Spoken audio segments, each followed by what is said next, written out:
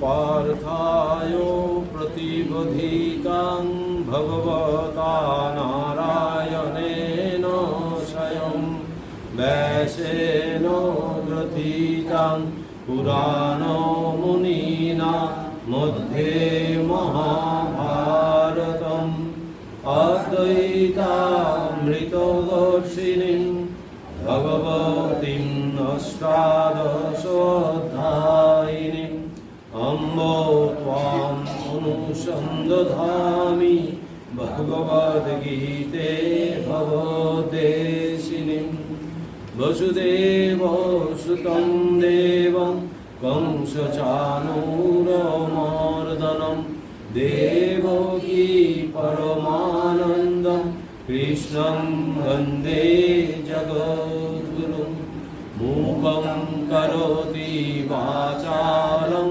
पङ्गुं लङ्घायते गिरिं यत्कृपातमहं वन्दे परमानन्दो माधवम्।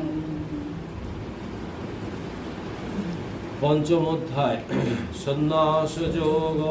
अर्जुन उवाच सन्न्यासं कर्मणां कृष्ण पुनर्योगं च संशसि यच्छ्रेयो एतयोरेकं तन्मे ब्रूहि सुनिश्चितम्। श्रीभगवानुवाच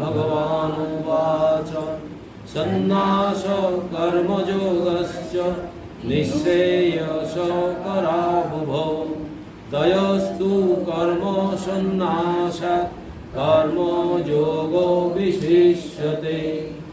ज्ञेयो स नित्यसन्न्यासी यो न द्वेष्टि न काङ्क्षति निर्द्वन्द्वो हि महाबाहो सुखं बन्धात् प्रमुच्यते। साङ्ख्ययोगो पृथक् बाला प्रवदन्ति न पण्डिताः एकमप्यस्थितो सम्यक् उभयोर्विन्दते फलम्।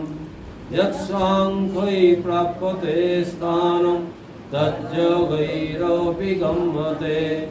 एकं साङ्ख्यं च योगं च य पश्यति स पश्यति।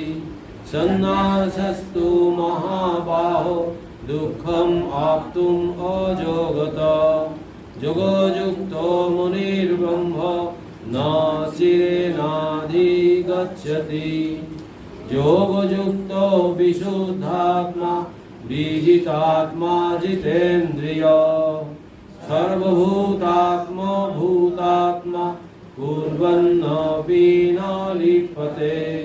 नैव किञ्चित् करोमीति युक्तो मन्येत तत्त्ववित्। पश्यन् शृण्वन् स्पृशन् जिघ्रन् रसनं गच्छन् शपन् शशन् प्रलोभन् विसृजन् गृहन् उन्मिषन् निन्मिषन्नपि। इन्द्रियाणि इन्द्रियार्थेषु वर्तन्त इति धारयन् ब्रह्मण्याधाय कर्माणि सङ्गं त्यक्त्वा करोति यः लिप्यते न स पापेन पद्मपत्रमिवाम्भसा। আগের দিন কত অবধি আলোচনা হলো? 5 অবধি। যৎ সাংখ্যই প্রাপ্যতে স্থানম তৎ যোগৈরপি গম্যতে। এখানে কর্ম সন্ন্যাসের কথা বলা হলো। প্রথমে অর্জুন জিজ্ঞেস করেছিল, তার প্রশ্ন ছিল যে কর্ম সন্ন্যাস মানে কর্মত্যাগ, কর্ম সন্ন্যাসের কথা যে আপনি বলেছেন, আবার কর্মযোগের কথাও বলছেন। তো বলছেন যে এই দুয়ের মধ্যে কোনটা শ্রেয়স্কর। এখন ভগবান তো কর্ম সন্ন্যাস মানে কর্মত্যাগের কথা বলেননি। ভগবান কি ত্যাগ করতে বলেছিলেন? ভগবান কর্মের ফলের আশা, মানে যে আমি এটা থেকে একটা কিছু পাবো এই উদ্দেশ্য নিয়ে কর্ম করছি, এটা যেন না থাকে। মানে ফলটা তোমার হাতে নয়, ফলটা আমার হাতে। তোমার খালি অধিকার হচ্ছে কর্ম করার। ওই জন্য ওই বলেছিল যে কর্মণ্যেবাধিকারস্তে, আগে সেই শ্লোক আছে, দ্বিতীয় অধ্যায় 47 নম্বর শ্লোক। তো সেই হলো কথা। এখন তারপরে ভগবান বলছে যে দেখো, এই ফলের আশা ত্যাগ করতে গেলে আগে তোমাকে এই দেশ করা চলবে না, আর আকাঙ্ক্ষা করা চলবে না। ন দেশটি ন কাঙ্ক্ষতি, বলছে কোন রকম সেইটার প্রতি কোন রকম আসক্তি থাকা চলবে না। তারপরে বলল সাংখ্যযোগ পৃথক বালা, বলছে যে এইরকম যারা অজ্ঞানী, বালা মানে বালক সুলভ যারা, তারা মনে করে যে এরকম যে কোনো একটা জ্ঞান বা কর্ম, যে কোনো একটা যদি ঠিকভাবে অনুষ্ঠিত হয় তাহলে তার দ্বারাই মোক্ষ লাভ হয়। এটা বলছিল যে সাংখ্যযোগ পৃথক বালা, 4 নম্বর শ্লোকে বলি। তারপরেই ভগবান বলছেন 5 নম্বরে, যে আজ সাংখ্যই প্রাপ্যতে স্থানম তাৎ জগৈরপি গম্যতে, বলছে জ্ঞান মার্গ অনুশীলনকারী সন্ন্যাসীগণ যে মোক্ষ পদ লাভ করেন, আবার নিষ্কাম কর্মীগণও সে স্থান প্রাপ্ত হন। যিনি সাংখ্যযোগ ও নিষ্কাম কর্মযোগ এক ফলদায়ক বলে এক রূপ দেখেন, তিনি সম্যকদর্শী। এই হচ্ছে গীতার বিউটি। মানে সবাই তো এক অধিকারী নয়, সবাই তো জ্ঞানযোগের অধিকারী নয়, যে জ্ঞানের চর্চা করতে পারবে, যে ধ্যান করতে পারবে, অনুভূতির রাজ্যে সে বিচরণ করবে, সবাই তো এটা নয়। কিছু আছে কর্মে। তো সেই জন্য বলছে যে এই যে শুধুমাত্র জ্ঞান যারা মনে করে, তারা এটা ঠিক নয়। কারণ জ্ঞান মার্গ অনুশীলনকারী সন্ন্যাসীগণ যে মোক্ষপদ লাভ করেন, ভগবান এত বড় কথা বলছেন যে জ্ঞান মার্গ, জ্ঞানের চর্চা করে যারা আর কি, যারা এই যে যেমন জ্ঞানযোগী আর কি, জ্ঞানযোগী মানে এই গোটা সমস্ত আত্মা ছাড়া বাকি সব কিছুকেই মায়া বলে উড়িয়ে দিচ্ছে, মায়াবাদ বলে একটা ব্যাপার আছে। তো সেইটা এই একেও জগৎকেও স্বীকার করছে। তো বলছে সেই জন্যে অপর যারা জগৎকে নিয়ে যারা রয়েছে, বলছে নিষ্কাম কর্মীগণ সে স্থান প্রাপ্ত হন, মানে নিষ্কাম কর্মের এত জোর। আবার বলছেন যিনি সাংখ্যযোগ ও নিষ্কাম কর্মযোগ এক ফলদায়ক বলে এক রূপ দেখেন, তিনি সম্যকদর্শী। মানে তিনি এই আলাদা করতে পারেন না, তিনি সবগুলোকেই এক দৃষ্টিভঙ্গি থেকে দেখতে পারেন, সেই দেখার অধিকারিত্ব বা ক্ষমতা তার হয়।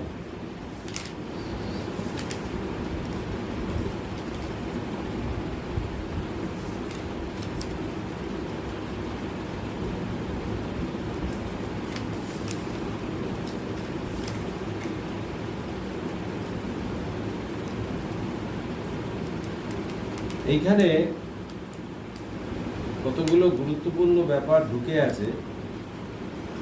বলছেন যে যোগ কি আর সাংখ্য কি, প্রকৃতপক্ষে এই দুটি অভিন্ন, এইটি যথার্থ উপলব্ধি, এইটি সত্য দৃষ্টি। এখানে শ্রীকৃষ্ণ এই কথাই বলছেন। সুতরাং যিনি গৃহী, তিনি যদি সংসার ত্যাগী সন্ন্যাসীকে শ্রদ্ধা করতে চান তাতে কোনো ক্ষতি নেই, কিন্তু তা করতে গিয়ে তিনি যেন নিজেকে ছোট না করেন। বোঝা যাচ্ছে যে আমরা সাধারণত নিজেদেরকে সবসময় খুব ছোট ক্ষুদ্র মনে করি। সেটা বিনয়ের দিক থেকে হলে ঠিক আছে, কিন্তু আমিও কোনো অংশে কম নই। যে সর্বত্যাগী সেও যেটা পারে করতে, আবার যে সংসারে রয়েছে সেও সংসারটাকে ভগবানের সংসার হিসেবে দেখে অনাসক্ত হয়ে কর্ম করে সেও সেই একই জায়গায় রিচ করতে পারে। এটাই বলছে। অন্যকে সম্মান দেখাতে গিয়ে নিজেকে হীন প্রতিপন্ন করা উচিত নয়, এইটি আমাদের প্রথমে শিক্ষা করতে হবে। আমাদের আত্মমর্যাদা অটুট রাখতে হবে, তবেই অপরকে শ্রদ্ধা করা সার্থক। কিন্তু বিভিন্ন সময়, এমনকি রাজনীতির ক্ষেত্রেও যখন দেখা যায় যে মন্ত্রিত্বের অভিলাষে মানুষ গিয়ে কোনো সাধুর পায়ে পড়ছে, তখন তার আত্মমর্যাদা কোথায় দাঁড়ায়? গীতা কখনোই এহেন আচরণ সমর্থন করে না। আপনি যদি অপরের পাদস্পর্শ করতে চান করুন, কিন্তু সেই ইচ্ছা যেন আত্মশ্রদ্ধা এবং আত্মমর্যাদা থেকে উদ্ভূত হয়। অপরকে প্রণাম করে যে আপনার সম্মান বেড়েছে এটা বোধ হওয়া উচিত, কিন্তু যাকে প্রণাম করছেন তিনি যদি সৎ ও নৈতিক মূল্যবোধ বিশিষ্ট মানুষ না হন, তাহলে সেটি অনুভব করা কখনোই সম্ভব নয়। সেক্ষেত্রে আপনার আত্মমর্যাদার হানি হবে। এই যে আমরা কি করি, আমরা অর্থ, মান, প্রতিপত্তি, সম্মান এই সব দেখে আমরা মানুষকে ছোট বড় জ্ঞান করে তাদেরকে এমনভাবে আমরা তাদের কাছে নিজেদেরকে আর কি খুব ছোট করি যে আমাদের নিজেদের এটাই খুব সংকুচিত হয়ে পড়ে। সেই জন্য মহারাজ এখানে বলছেন যে যোগ্যতা, যার ভেতরে গুণ আছে সেই গুণ অনুযায়ী তাকে সেইভাবে সম্মান করতে হবে। এখানে বলছে যে শ্রীকৃষ্ণ এখানে এই অনাসক্ত সংগ্রামের উপরই জোর দিচ্ছেন, কারণ এভাবে আধ্যাত্মিকতার শিখরে ওঠা প্রত্যেক মানুষের পক্ষেই সম্ভব। শুধু দরকার দৈনন্দিন কর্মজীবনে এই বিশেষ তত্ত্বটিকে মনে রেখে চলা।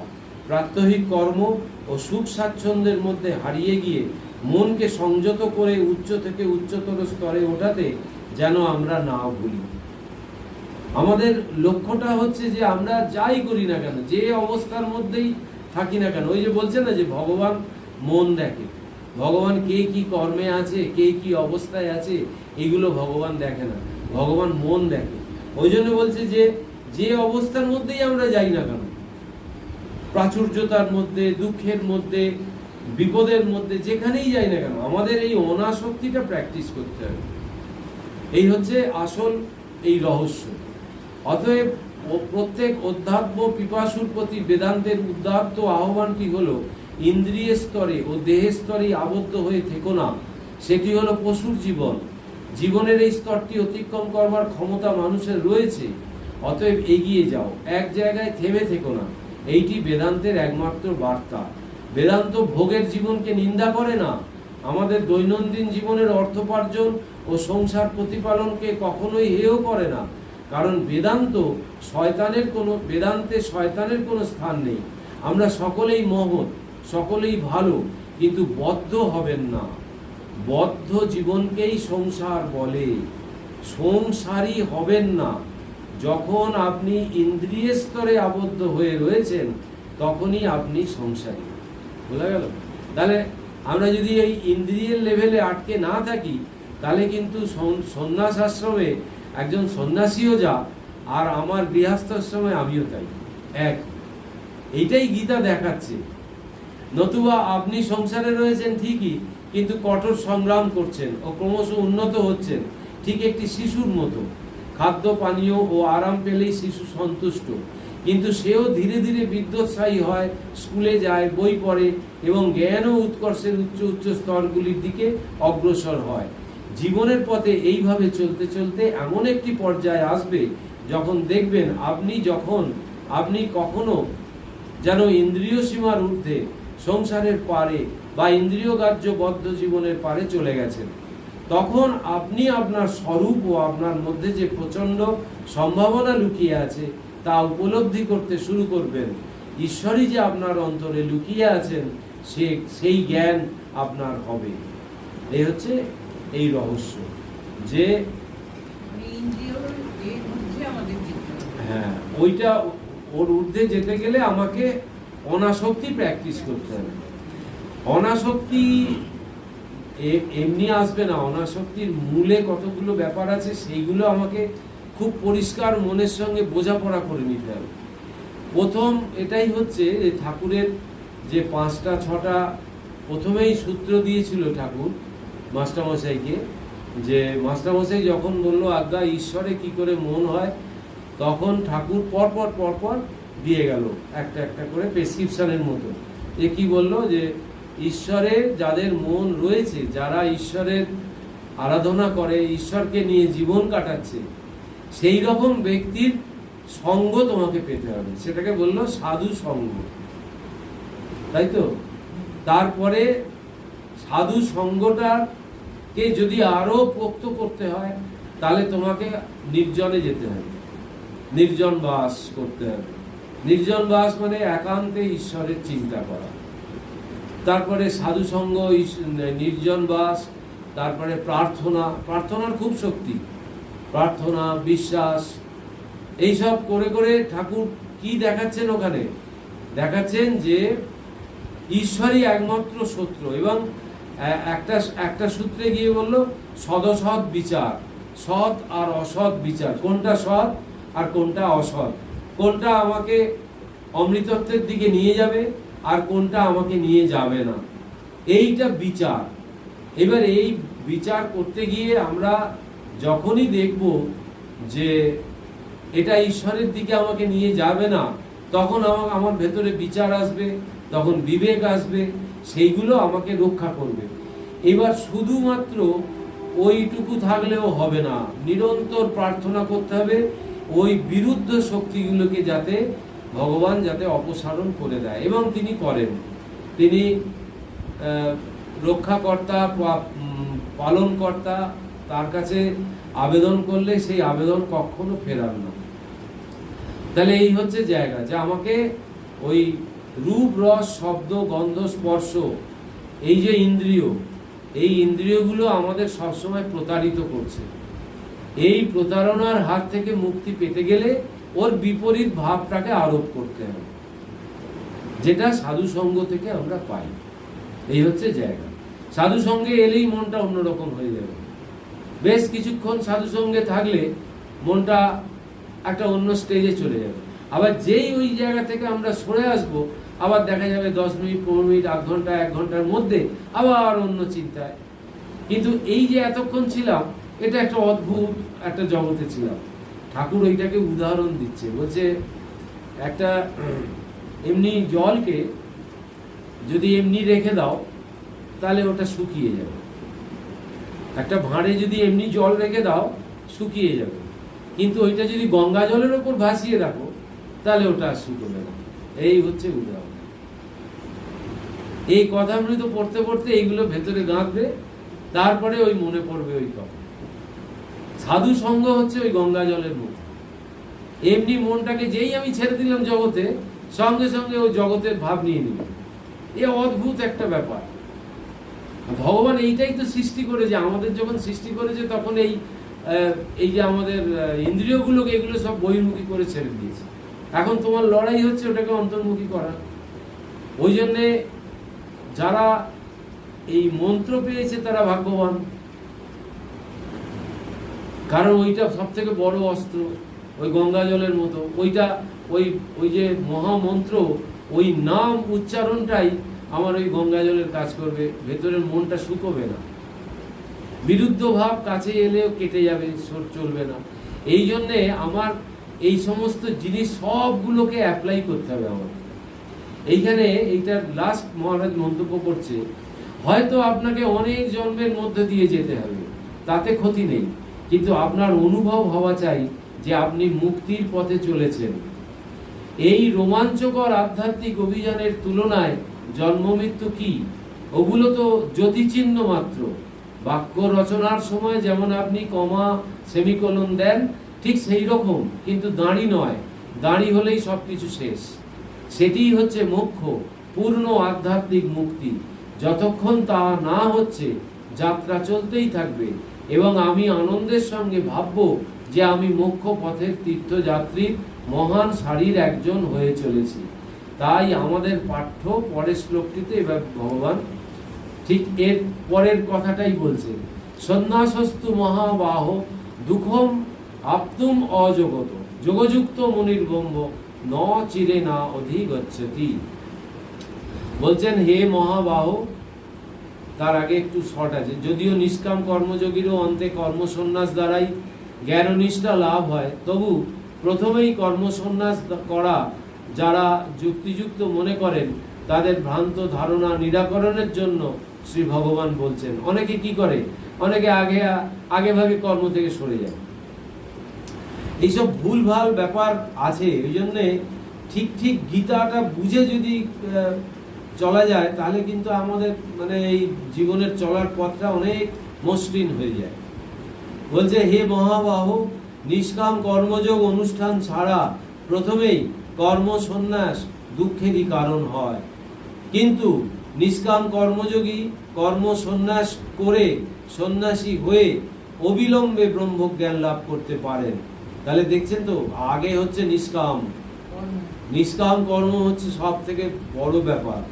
এইটা করে যদি ওই তারপরে যদি কর্ম সন্ন্যাস মানে কর্মত্যাগ হয়, তখন কিন্তু সে ঠিক ঠিক করতে পারবে, ব্রহ্মজ্ঞানের দিকে যেতে পারবে।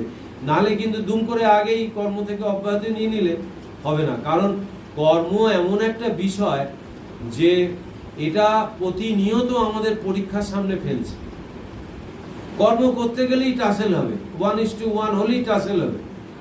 সেইটা থেকে আমি কিরকম কি করছি ওই অনুযায়ী চিত্ত শুদ্ধি হচ্ছে, মানে চিত্তের যে মলিনতা আছে সেই মলিনতাগুলো কাটছে একমাত্র কর্মের দ্বারা। ওই জন্য কর্ম আমাদের মুখ্য হাতিয়ার। সেই জন্য বলছে যে কর্ম সন্ন্যাস প্রথমে নয়, আগে নিষ্কাম কর্মযোগের অনুষ্ঠান করো, সেটা চেষ্টা করো, সেটা বোঝো, তারপরে তুমি কর্ম সন্ন্যাস অবলম্বন করে জীবন কাটাও, তাতে করে তুমি সহজে লক্ষ্যে পৌঁছবে। স্বামীজি এখানে বলছেন যে মনুষ্যত্ব ও সাধুত্ব এই শব্দ দুটি ব্যবহার করে বলেছিলেন, যথার্থ মানুষ না হয়ে সাধু হওয়ার চেষ্টা করো না। বুঝতে পারছেন? আগে মানুষ হতে হবে, তারপরে সাধু। মনুষ্যত্বের ভিত্তির উপর সন্ন্যাস প্রতিষ্ঠিত হলে তবেই তা খাঁটি হবে।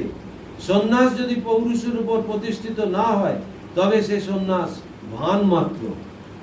আছে না, আমরা স্বামী বিবেকানন্দের এই যে সন্ন্যাসীর যে সংজ্ঞাটা, সেই সংজ্ঞাটাই স্বামীজি পাল্টে দিল।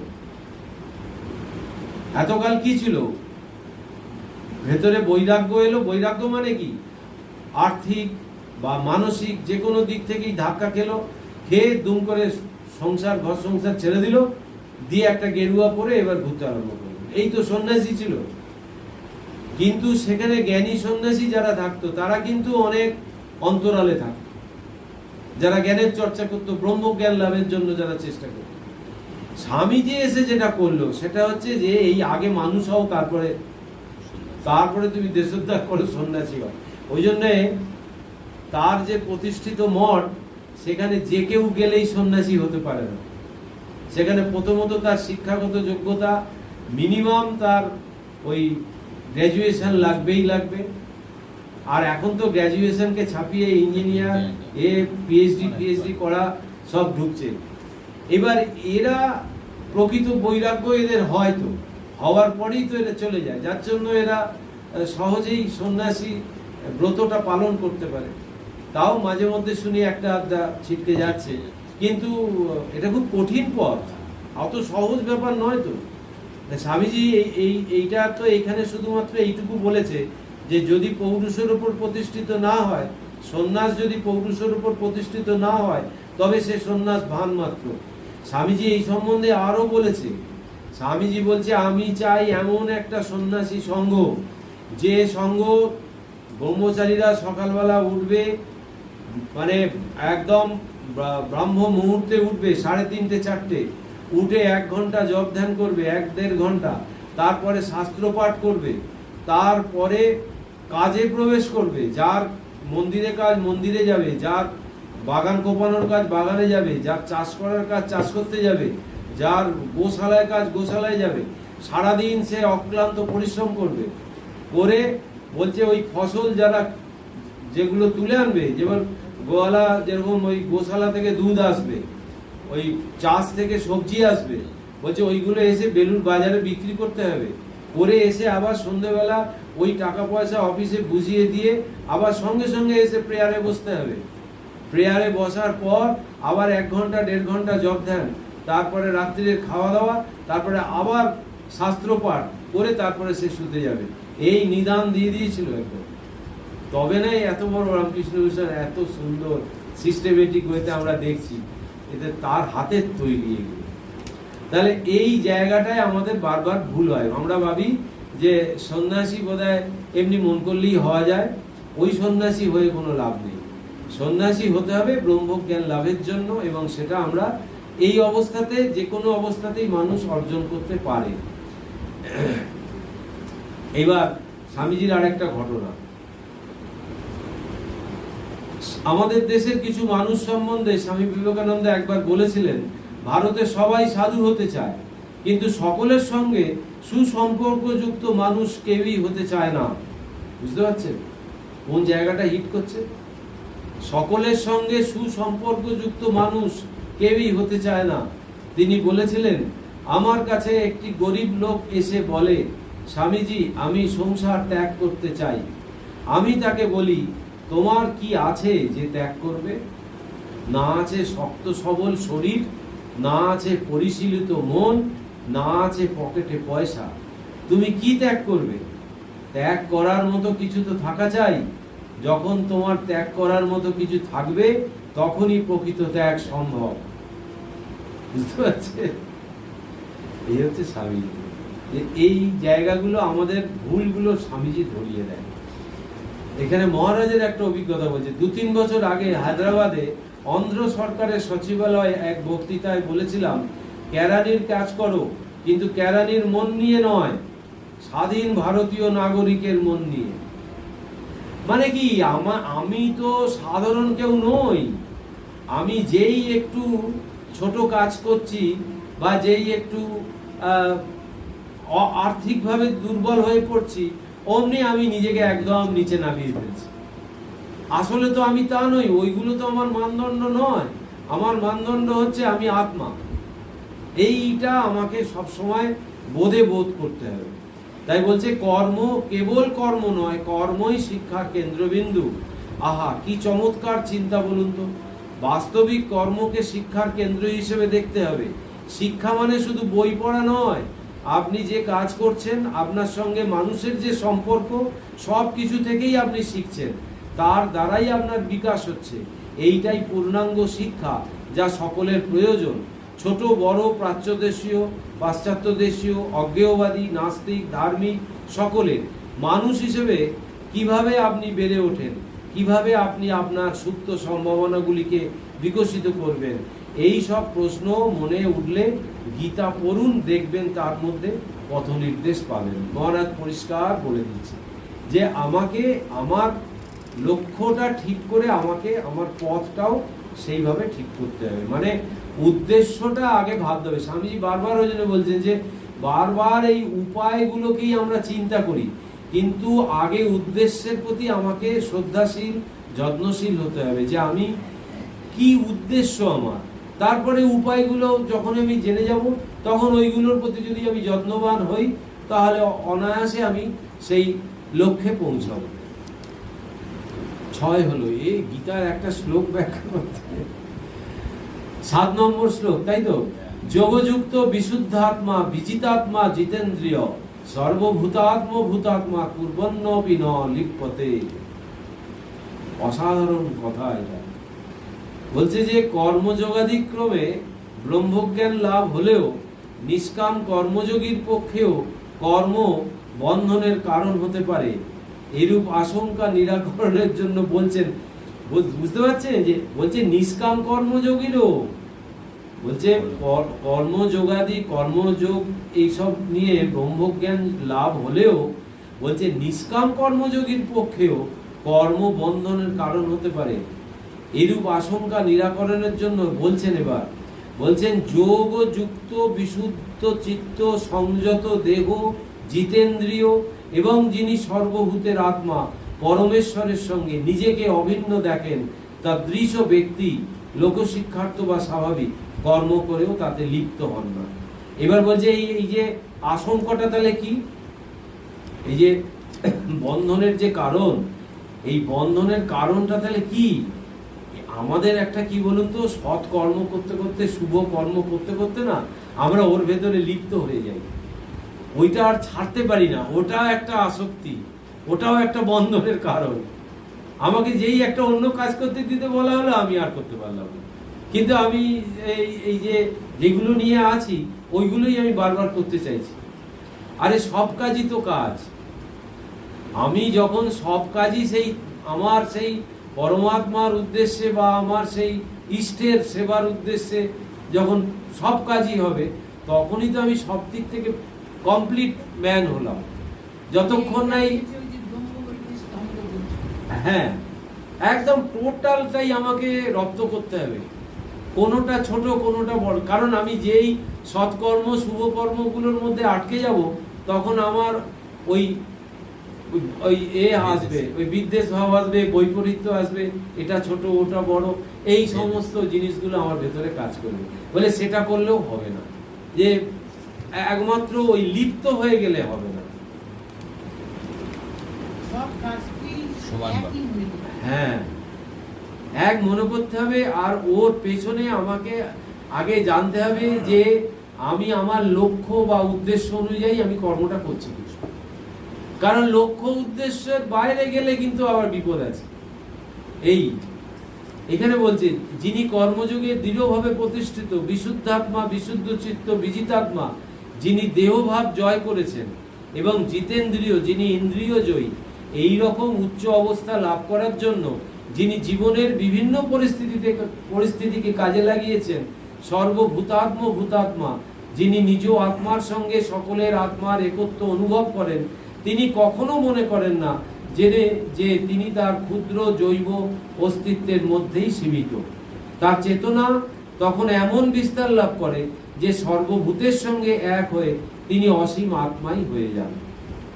এটা কিন্তু আমি এই জাগতিক উদাহরণ দিলে সবাই ক্লিয়ার হয়ে যাবে। আমি এটা উচ্চ তত্ত্ব বলছি, হয়তো মনে হচ্ছে বড় বড় ব্যাপার, এটা কিন্তু বড় ব্যাপার নয়। জাগতিক উদাহরণ একটুখানি দিচ্ছি, কেউ অন্যভাবে নেবেন না। ধরুন আমার সবসময় ইচ্ছা করে ঠাকুর ঘরে এই ঠাকুরকে সাজাতে, ধূপ দিতে, মালা দিতে, এই নিয়ে ব্যস্ত। কিন্তু যখন আমাকে একদিন বলা হলো যে এই বাড়ির ড্রেনটা পরিষ্কার করতে হবে বা এই পায়খানাটা বা বাথরুমটা পরিষ্কার করতে হবে, ওইটা আর আমি পারবো না, ব্যাস হয়ে গেল। এই হচ্ছে আমাদের পতনের জায়গা, যে আমাকে সমস্তটাই ভাবতে হবে যে ঠাকুর ঘরের কাজটাও কাজ, আবার এইটার কাজটাও কাজ।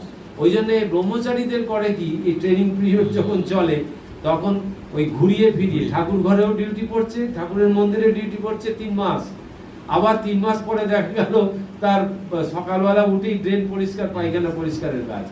এই জন্যেই এইভাবে তাদেরকে ওই পথ দিয়ে নিয়ে যায়, কোনো কাজটা ছোট নয়। সেই জন্য গীতায় এই শিক্ষাগুলো আমরা খুব সুন্দর করে পাই, যে ওইটা ওই মেথডের জন্য নির্দিষ্ট আছে, ওটা আমার জন্য নয়। এবার মেথডটা যদি আসা বন্ধ করে দেয়, ব্যাস হয়ে গেল। ওই জন্য আমাকে সব কাজই আমাকে করতে হবে, যেটা আমি পারলাম না সেটা আলাদা কথা।